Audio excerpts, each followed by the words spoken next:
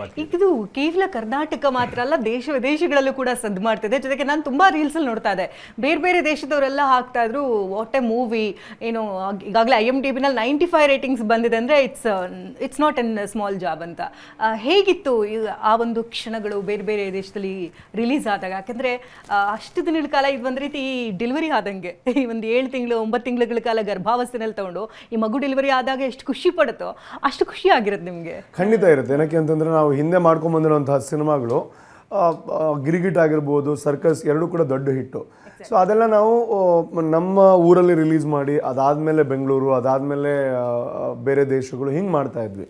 But ಈ ಸಲ ನಮ್ಮ ತುಳು ಸಿನಿಮಾಗಳು ಕೂಡ ಈಗ ಬಜೆಟ್ಗಳು ಜಾಸ್ತಿ ಆಗ್ತಾ ಇದೆ, ನಮ್ಗೆ ರೆವೆನ್ಯೂನು ಜಾಸ್ತಿ ಬರಬೇಕಾಗುತ್ತೆ. ಬಿಕಾಸ್ ಪರ್ಸೆಂಟೇಜ್ ಇಶ್ಯೂಸ್ ಇದೆ. ನಾವು ಲೇಟ್ ರಿಲೀಸ್ ಮಾಡಿದಷ್ಟು ನಮಗೆ ಬರೋವಂತಹ ರೆವೆನ್ಯೂ ಪರ್ಸೆಂಟೇಜಸ್ ಕಡಿಮೆ ಆಗ್ತಾ ಹೋಗ್ತಾ ಇದೆ. ಸೊ ಹಾಗಾಗಿ ನಾವು ಈ ಸಲ ಮೊದಲ ದಿನಾನೇ ಜಾಸ್ತಿ ಥಿಯೇಟರ್ ಕವರ್ ಮಾಡಬೇಕು ಅನ್ನೋವಂಥ ಪ್ಲ್ಯಾನಲ್ಲಿದ್ವಿ. ಸೊ ಅದಕ್ಕೋಸ್ಕರ ಪ್ರೀಮಿಯರ್ಸ್ ತುಂಬ ಕಡೆ ಮಾಡ್ತಾ ಇದ್ವಿ. ಬಿಕಾಸ್ ಪ್ರೀಮಿಯರ್ ನಾವು ಗಿರಿಗಿಟ್ಟಿಂದ ಮಾಡ್ಕೊಂಡು ಬರ್ತಾ ಇದ್ವಿ. ಸೊ ಈ ಸಲ ಸ್ವಲ್ಪ ಜಾಸ್ತಿನೇ ಮಾಡಿದ್ವಿ. ಸೊ ಎಲ್ಲ ಕಂಟ್ರಿನಲ್ಲೂ ತುಂಬ ಒಳ್ಳೆ ರೆಸ್ಪಾನ್ಸ್ ಬಂತು. ಆ್ಯಂಡ್ ಒಂದು 10 ಕಡೆಗಳಲ್ಲಿ ಪ್ರೀಮಿಯರ್ ಶೋ ಮಾಡಿದ್ವಿ. ಸೊ ಅದಾದಮೇಲೆ ಅದೇ ನಮ್ಮ ಉದ್ದೇಶ ಇದ್ದಿದ್ದು. ಬಿಕಾಸ್ ನಮ್ಮದು ಒಂದು ಇವಾಗ ನಮ್ಮ ತುಳುನಾಡಿನಲ್ಲಿ ನಮ್ಮ ತಂಡ ಜನರಿಗೆ ಗೊತ್ತಿದ್ರು ಕೂಡ ಈಗ ನಾವು ದೊಡ್ಡದಾಗಿ ರಿಲೀಸ್ ಮಾಡಿದಾಗ ನಾವು ಹೊಸಬ್ರ ತಂಡ ಅಂತಲೇ ಇಲ್ಲಿ ಕನ್ಸಿಡರ್ ಆಗುವಂಥದ್ದು. ಕನ್ನಡದಲ್ಲೂ ನಾವು ರಿಲೀಸ್ ಮಾಡ್ತಾ ಇದ್ದೀವಿ. ಸೊ ಇಲ್ಲಿ ಜನ ನಮ್ಮನ್ನು ಒಂದು ಹೊಸ ತಂಡ ಬರ್ತಾ ಇದೆ ಅಂತಲೇ ರಿಸೀವ್ ಮಾಡೋವಂಥದ್ದು. ಸೊ ಹಾಗಾಗಿ ಸಿನಿಮಾ ಹೀಗಿದೆ ಅಂತ ನಾವು ಹೇಳೋದಕ್ಕಿಂತ ನೋಡಿದವರು ಸಿನಿಮಾ ಹೇಗಿದೆ ಅಂತ ಜೆನ್ಯೂನ್ ಆಗಿ ಹೇಳಿದ್ರೆ ಅದು ನಮಗೆ ಹೆಲ್ಪ್ ಆಗ್ಬೋದು ಅನ್ನೋ ಒಂದು ಕ್ಯಾಲ್ಕುಲೇಷನ್ ಇತ್ತು. ಸೊ ಅದಕ್ಕೆ ತುಂಬ ಕಡೆಗಳಲ್ಲಿ ಸಿನಿಮಾ ತೋರಿಸಿದ್ವಿ. ಜನಗಳು ಹೇಳಲಿ, ಜೆನ್ಯೂನ್ ಆಗಿ ನಮ್ಮ ಮುಂದೆ ಹೇಳೋದಲ್ಲ, ಕ್ಯಾಮ್ರಾ ಮುಂದೆ ಹೇಳೋವಂಥದ್ದಲ್ಲ. ಅದಾದಮೇಲೆ ಅವರವ್ರು ಹೇಳ್ಕೊತಾರೆ ಹೆಂಗಿದೆ ಅಂತ, ನಾವು ಇಲ್ಲದೆ ಇರಬೇಕಾದ್ರೆ ಅದು ನಮಗೆ ಹೆಲ್ಪ್ ಆಗುತ್ತೆ. ಸೊ ಅದು ವರ್ಡ್ ಆಫ್ ಮೌತ್ ತುಂಬ ಹೆಲ್ಪ್ ಆಗುತ್ತೆ. ಅದು ಹೆಲ್ಪ್ ಆಗಿದೆ. ಸೊ ಅದರ ರಿಯಾಕ್ಷನ್ ನಮಗೆ ಈಗಾಗಲೇ ಕಾಣ್ತಾ ಇದೆ. ಬಿಕಾಸ್ ಒಂದು ನಮ್ಮ ಒಂದು ಸಣ್ಣ ತಂಡದ ಸಿನಿಮಾ 3 ದಿನದಲ್ಲಿ 103 ಕಡೆ ಹೌಸ್ಫುಲ್ ಶೋ ಹೋಯಿತು, which is the biggest thing for us. So ಇನ್ನಷ್ಟು ಹೌಸ್ಫುಲ್ ಶೋಗಳು ಹೋಗುತ್ತೆ ಅನ್ನೋ ಅಂತ ನಂಬಿಕೆ ಇದೆ. ಸೊ ಒಂದು ರೀತಿಯಲ್ಲಿ ನಾವೊಂದು ದೀಪಕಣ್ಣ ಹೇಳ್ದಂಗೆ 50% ಆಲ್ರೆಡಿ ಗೆದ್ದಾಗಿದೆ. ಇನ್ನೊಂದು 50% ಗೆದ್ರೆ ನಮ್ಮ ಏನು ಟಾರ್ಗೆಟ್ ಇದೆ ರೀಚ್ ಆದ ಖುಷಿ ನಿಮ್ಮ ಮುಖದಲ್ಲಿ ಕಾಣ್ತಾ ಇದೆ. ಆಕ್ಚುಲಿ ಈ ವೈಟ್ ಈ ಮನಿನ ಅಟ್ರಾಕ್ಟ್ ಮಾಡುತ್ತಂತೆ. ಹೌದಾ?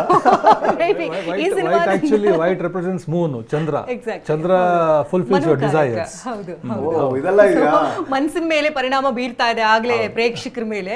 ಅಂದ್ರೆ ತುಂಬಾ ಜನ ಅನ್ಕೊಂಡು ಸ್ಟಾರ್ಟಿಂಗ್ ಇದು ತುಳು ಮೂವಿ ಅಲ್ವಾ, ಕಾಮಿಡಿ ಮೂವಿ, ಪರವಾಗಿಲ್ಲ ಅಂತ ಆ ತರ ಆಯ್ತು. ಬಟ್ ಮೂವಿ ನೋಡಾದ್ಮೇಲೆ ಈಗ ವರ್ಡ್ ಆಫ್ ಮೌತ್ ಅಂತ ಹೇಳ್ದಂಗೆ ಸರ್, ಬೇರೆ ಬೇರೆ ಕಡೆ ಎಲ್ಲಾ ಕಡೆ ಪ್ರಚಾರ ಆಗ್ತಾ ಇದೆ. ಈ ಮೂವಿ ಒನ್ ಟೈಮ್ ಆದ್ರೂ ಸುಮ್ಮನೆ ನೋಡ್ಕೊಬೇಕು. ಯಾಕಂದ್ರೆ ನಿಮ್ಮ ಮೂವಿ ಅಂತ ಆದ್ಮೇಲೆ ಆಬ್ವಿಯಸ್ಲಿ ಜನರಿಗೆ ಗೊತ್ತಿದೆ ಪೈಸಾ ವಸೂಲ್ ಮೂವಿ ಅಂತ.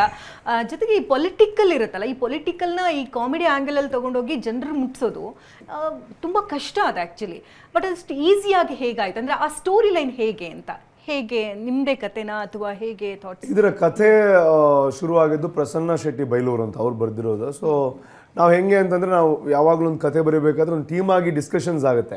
ಸೊ ನಮ್ಮದು ಸರ್ಕಸ್ ಅನ್ನೋ ಸಿನಿಮಾ ತುಳುನಲ್ಲಿ ದೊಡ್ಡ ಹಿಟ್ ಆಯಿತು. ಅದಾದಮೇಲೆ ನಾನು ಅನ್ಕೋತಾ ಇದ್ದೆ, ಅಂದರೆ ಒಂದು ಕನ್ಫ್ಯೂಷನ್ ಇತ್ತು, ಇನ್ನೊಂದು ಕಾಮಿಡಿ ಎಂಟರ್ಟೈನರ್ ಮಾಡೋದಾ ಇಲ್ಲ ಏನಾದರೂ ಬೇರೆ ಮಾಡೋದಾ ಅಂತ. ಸೊ ಆವಾಗ ಅವರು ಕೊಟ್ಟಿರೋಂಥ ಒಂದು ಥಾಟು, ಏನೋ ಒಂದು ಸೋಷಿಯಲ್ ಇಶ್ಯೂನ ಇಟ್ಕೊಂಡು ಮಾಡೋಣ ನಾವು. ಬಿಕಾಸ್ ನಾವು ಸಿನಿಮಾ ಮಾಡ್ತೀವಿ, ದುಡ್ಡು ಮಾಡ್ತೀವಿ, ಜನ ಮನೋರಂಜನೆ ತಗೋತಾರೆ, ಹೌದು.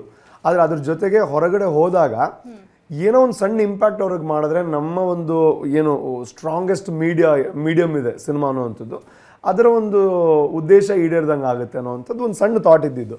ಸೊ ಹಾಗಾಗಿ ಈ ಒಂದು ಲೈನ್ ಅವ್ರ ತಲೆಗೆ ಬಂತು. ಸೊ ಅದನ್ನು ನಾವು ಡೆವಲಪ್ ಮಾಡ್ತಾ ಹೋದಾಗ ಯಾವುದೋ ಒಂದು ಊರಲ್ಲಿ ನಡೀಬಹುದಾದಂತಹ, ನಡೀತಾ ಇರೋವಂತಹ ಕಥೆಯಾಗಿ ಇದು ಕನ್ವರ್ಟ್ ಆಯಿತು. ಆ್ಯಂಡ್ ನಮಗೂ ಎಲ್ಲೋ ಒಂದು ಕಡೆ ಒಂದು ರೆಫರೆನ್ಸ್ ಕೂಡ ಇತ್ತು, ಒಂದು ಊರಲ್ಲಿ, ನಮ್ಮದೇ ಊರಲ್ಲಿ ಈ ಥರ ಆಗಿರೋವಂಥದ್ದು ಇದೆ. ಅಂದರೆ ಇದರಲ್ಲಿ ಏನೊಂದು ಬ್ರಿಡ್ಜ್ನ ಕಥೆ ಬರುತ್ತೆ, ಅದೆಲ್ಲೋ ಒಂದು ಕಡೆ ಆಗಿರೋವಂಥದ್ದು. ಅದು ಇಲ್ಲಿ ಅಂತ ಹೇಳಿ ಮತ್ತೆ ಅದನ್ನು ಕಾಂಪ್ಲಿಕೇಟ್ ಮಾಡೋದು ಬೇಡ, ಅದನ್ನ ಜನರೇ ಡಿಕೋಡ್ ಮಾಡಲಿ. ಮತ್ತೆ ಅಲ್ಲಿ ಹಿಂದೆ ಇದ್ದ MLA ನಮ್ಮ ಹತ್ರ ಸುಮ್ಮನೆ ಕಾಲ್ ಬರುತ್ತೆ ನಿಮಗೆ, ಅದೆಲ್ಲ ಬೇಡ. ಅಂದರೆ ಅವ್ರದ್ದೇ ಸ್ಟೋರಿ ಅಂತ ಹೇಳೋದಲ್ಲ, ಬರೀತಾ ಹೋದಂಗೆ ಇದೆಲ್ಲ ಕನೆಕ್ಟ್ ಆಯಿತು. ಅದಾದಮೇಲೆ ಅದು ಹೆಲ್ಪ್ ಆಯಿತು ಇನ್ನೂ ಅದನ್ನು ಡೆವಲಪ್ ಮಾಡೋದಕ್ಕೆ. ಸೊ ಆ ಥರ ಒಂದು ಕಥೆನ ಆಯ್ಕೆ ಮಾಡಿಕೊಂಡಾಗ ನಮ್ಮ ಉದ್ದೇಶ ಇದ್ದಿದ್ದು ಇದು ಕಾಮಿಡಿ ಎಂಟರ್ಟೈನರ್ ಹೌದು, ಅದ್ರ ಜೊತೆಗೆ ಹೊರಗೆ ಬಂದಾಗ ಆ ಕಥೆಯ ಬಗ್ಗೆ ಮಾತಾಡಬೇಕು ಅಂತ. ಸೊ ಯಾವಾಗ ಈಗ ಹೊರಗೆ ಬಂದಾಗ ಒಂದು MLA ಕ್ಯಾರೆಕ್ಟರ್ ಬಗ್ಗೆ ಮಾತಾಡ್ತಾರೆ, ಇವ್ರಿಗೆ ಬೈದದ್ದು ಇದೆ, ಏನು ಮನುಷ್ಯರು ನೀವು ಅಂತ ಬೈದದ್ದು ಇದೆ ಒಂದು ಕಡೆ. ಅದನ್ನು ನಾನು ಹೆಂಗೆ ತಗೋತೀನಿ ಅಂತಂದ್ರೆ ಅದು ನಮ್ಮ ಸಿನಿಮಾ ಜನರಿಗೆ ಇಷ್ಟ ಆಗಿದೆ ಅಂತ. ಇವ್ರ ಕ್ಯಾರೆಕ್ಟರ್ ಜನರಿಗೆ ಇಷ್ಟ ಆಗಿದೆ ಅಂತ. So we are really happy. ಒಂದು ತುಳು ಸಿನಿಮಾದಲ್ಲೂ ಕಥೆಯನ್ನ ಒಪ್ಕೋತಾ ಇದ್ದಾರೆ, ಮನೋರಂಜನೆ ಇದ್ದೇ ಇದೆ ಇದರಲ್ಲಿ. 85% ಮನೋರಂಜನೆ ಇರೋದು, ಅದ್ರ ಜೊತೆಗೆ ಕಥೆಯನ್ನು ಒಪ್ಕೋತಾ ಇದ್ದಾರೆ, ಅದ್ರ ಜೊತೆಗೆ ತುಳು ಕನ್ನಡ ಇದೆ ಈ ಸಲ, ಕನ್ನಡದಲ್ಲೂ ಜನ ನೋಡ್ತಾ ಇದ್ದಾರೆ, ಅದು ಖುಷಿ ಆಗ್ತದೆ. ಸೊ ದೀಪಕ್ ಅವರೇ, ಈಗ ನೀವು ಬೇರೆ ಬೇರೆ ಇಂಡಸ್ಟ್ರಿನಲ್ಲೂ ಕೆಲಸ ಮಾಡಿದಿರಿ. ಸೊ ಈಗ ತುಳುನಲ್ಲಿ ಜೊತೆಗೆ ಕನ್ನಡದಲ್ಲಿ ಇವಾಗ ನೀವು ಹೊಸದಾಗಿ ಮತ್ತೆ ಎಂಟ್ರಿ ಕೊಟ್ಟಿದ್ರಿಂದ ಎಷ್ಟು ಖುಷಿ ಅನ್ನಿಸ್ತಾ ಇದೆ, ಜೊತೆಗೆ ಒಂದಷ್ಟು ಪಾಸಿಟಿವ್ ನೆಗೆಟಿವ್ ಅನ್ನೋದು ಇದ್ದೇ ಇರುತ್ತೆ. ನಿಮ್ಗೆ ಏನು ಖುಷಿ ಕೊಡ್ತು, ಏನು ಬೇಜಾರಾಯಿತು?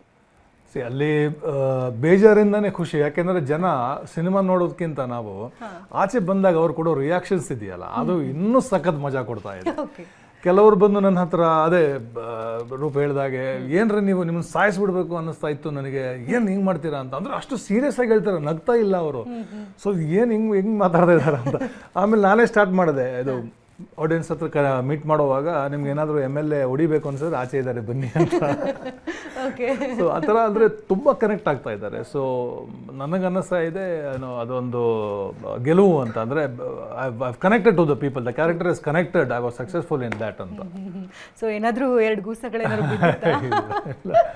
ಇದುವರೆಗೂ ಇಲ್ಲ, ಬಟ್ ಇನ್ನು ಗೊತ್ತಿಲ್ಲ. ನಾವು ಗೆದ್ವಿ ಹೇಳ್ತಾ ಇದ್ದಾರೆ, ಬಂದು ಹೊಡಿರಿ ಪರವಾಗಿಲ್ಲ ಅಂತ, ಖುಷಿ ಅಂತೆ. ಅಲ್ಲ, ಅದು ಅವರ ಇಷ್ಟ ಆಗಿರೋದಕ್ಕೆ ನಾ ರಿಯಾಕ್ಷನ್ಸ್ ಬರ್ತದೆ. ಬೇರೆ ಈಗ